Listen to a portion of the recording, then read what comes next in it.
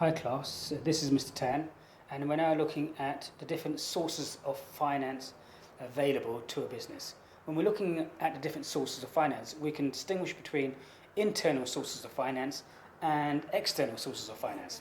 Internal sources of finance are predominantly decisions regarding raising finance that does not go beyond the manager and director of the business, whereas external sources of finance requires the agreement of alternative people, include stakeholders like shareholders who have shares in the company, and they have a right to vote on a certain type of financial resource for the company. We can also distinguish between short-term and long-term sources of finance. Short-term sources of finance can be within 1 year, and long-term sources of finance will be at least 1 year. Now, when we look at the different internal sources of finance, we can see that retained profit or retained earnings are part of internal sources of finance, because the directors and the managers who are running the business can decide what they want to use the retained earnings for without having to go to the shareholders to get their agreement on using that retained earnings.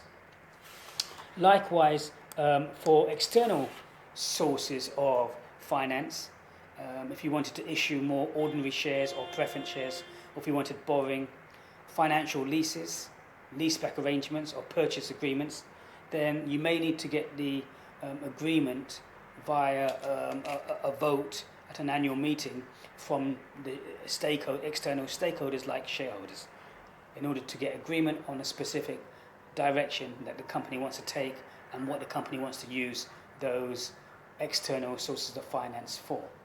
So, just to recap on sources of finance: internal sources that do not require the agreement of anyone beyond the director and managers of the business. That's internal. The advantages of using internal is that they are usually more flexible, usually quicker to obtain than having to wait and get the agreement from external people. By borrowing a period of credit, suppliers are in effect offering a business an interest-free loan. And if a business fails to pay within the agreed credit period, there may be significant costs.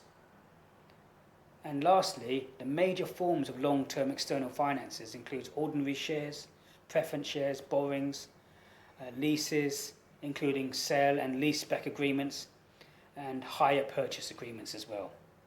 So we can see the different sources of finance available to a company, being internal, external, short-term and long-term. Okay, many thanks.